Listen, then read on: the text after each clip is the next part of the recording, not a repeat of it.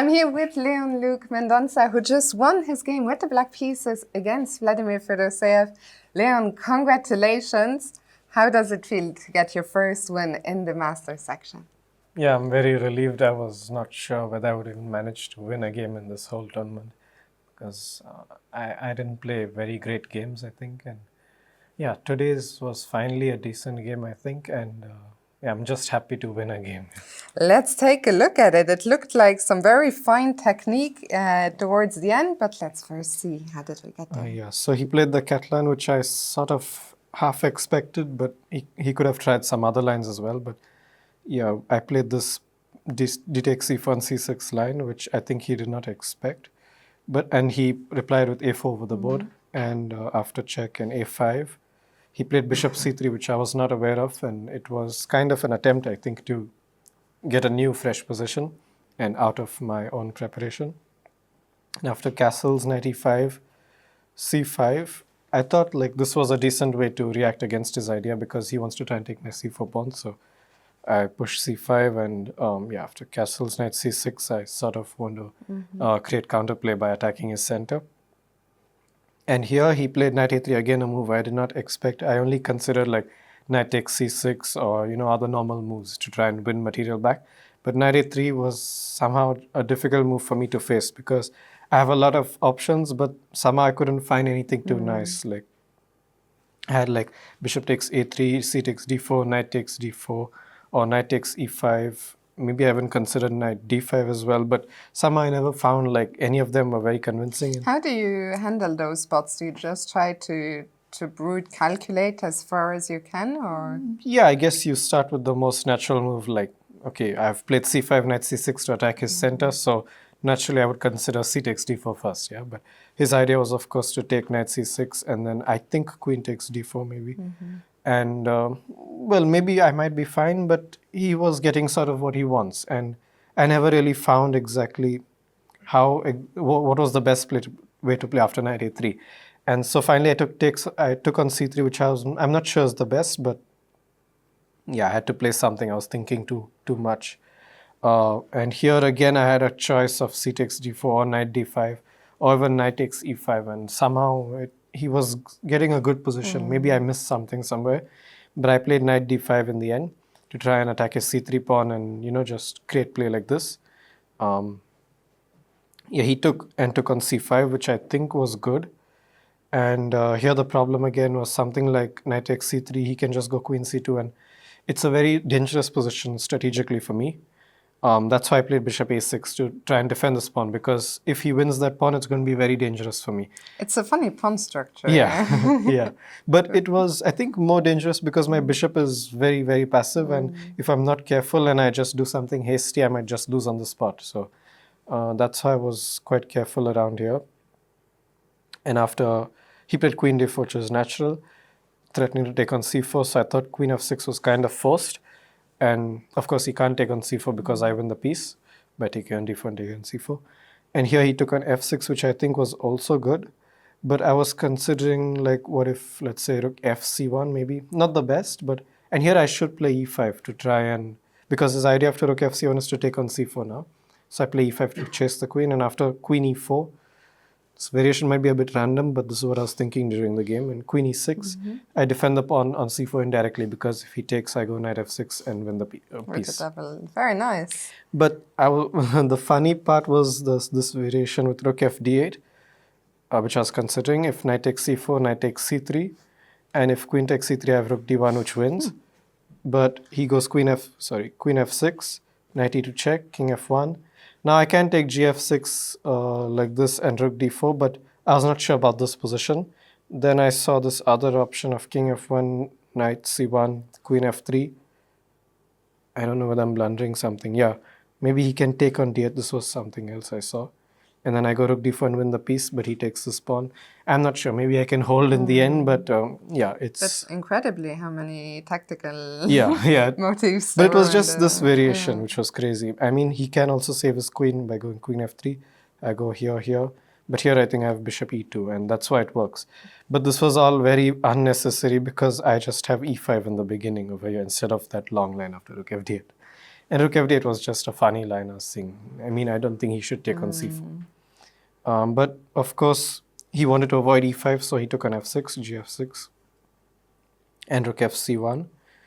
And now... How did you evaluate this endgame going into it? I thought I should be okay, but I should be very precise and careful, because if I just do something natural even, I might just be lost. So I had to calculate quite a lot.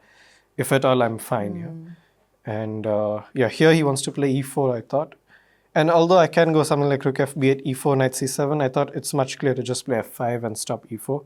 But here I realized that I totally missed he has an idea with e3 and bishop f1, just winning my pawn. And I thought maybe now I'm close to lost even, but fortunately I think I saw something like this. And yeah, knight takes c4, because bishop takes c4, I have this one, which is a nice tactic. But after knight takes c4, I take here. If he takes like this, I'm fine, because his c5 pawn is weak. And if he takes here, I go here, here, here.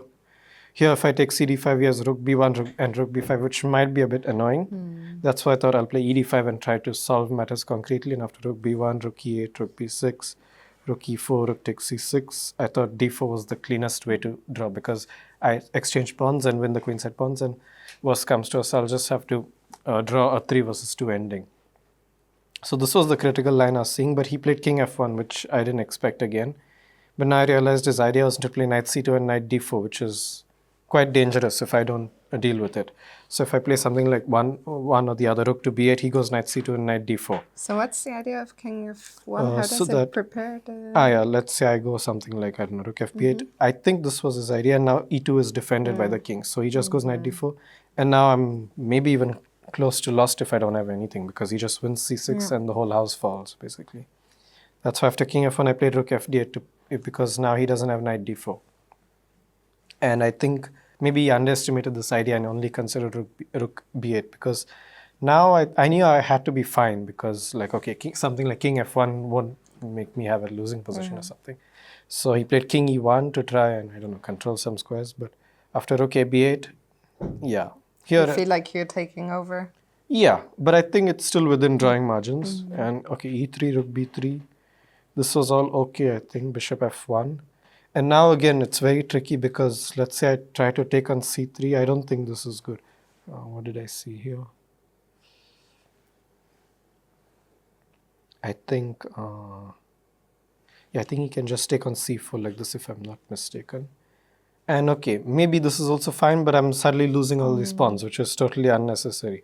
And after some thinking, I realized that taking on c3 only helps him, because now the c file is open and he can defend c5 more accurately. So I realized that I should just forget about c3 and go after c5, because now his rook is still very passive on c1 doing nothing.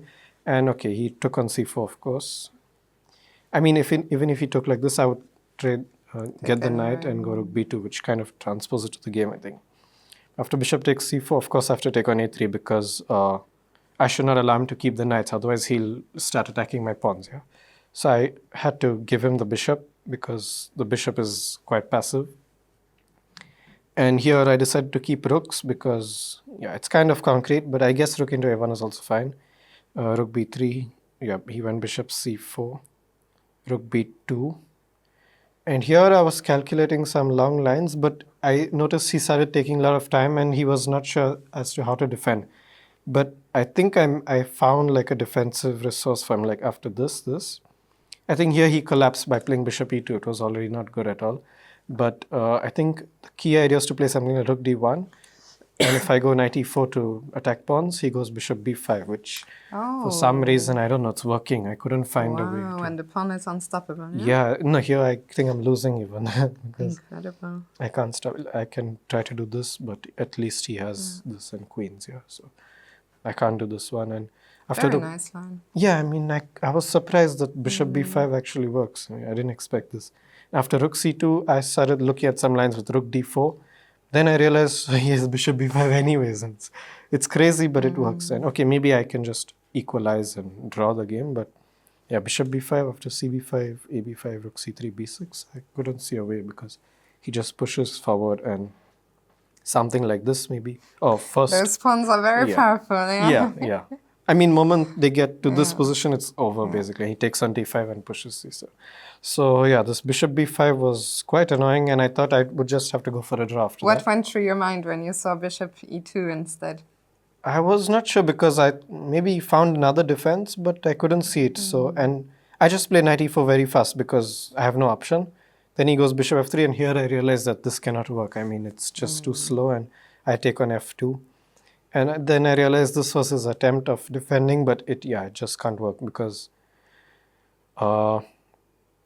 here I was not sure whether I can take the rook because he's trying to create some tricks and queen the pawn. And I was considering just playing rook takes h2 and taking on c5, playing it safe. But after rook b5, again, I have to deal with some unnecessary counterplay. Although it should be winning as well, technically, I think. But then I just calculated this out and realized that he has no tricks and it's just over, basically. Yeah, I mean, nothing much to say. My rook just like something like this, for example, I just get the rook in time. And you get behind, stopping the pawn. Yeah. What were your emotions in the final part of the game when you realized, because I'm sure you know with time ticking 3 rounds to go, all the players who haven't won a game yet, I'm sure it's on their minds, like, I would like to win a game. So what were you feeling when you knew it's in the bag? Yeah, I was just relieved mainly that I finally managed to play a decent game and win against someone who's playing reasonably well in the tournament, And but before the game, I didn't do anything special.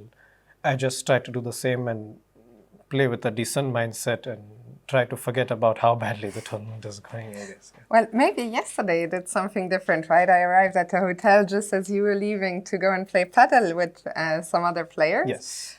Do you feel that helped, your spirits a bit to get out and do some sports? Yeah, definitely. I mean, the last year when I was here, I did nothing on the rest days and it didn't feel so good. So, this time it was pickleball actually. And Okay. I played with a couple of friends and 2 players as well from the tournament.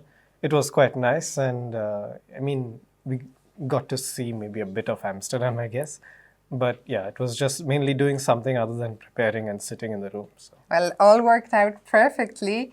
Leon, congratulations once again on a great win. Thank you for your time and best of luck for this weekend. Thank you. Thank you.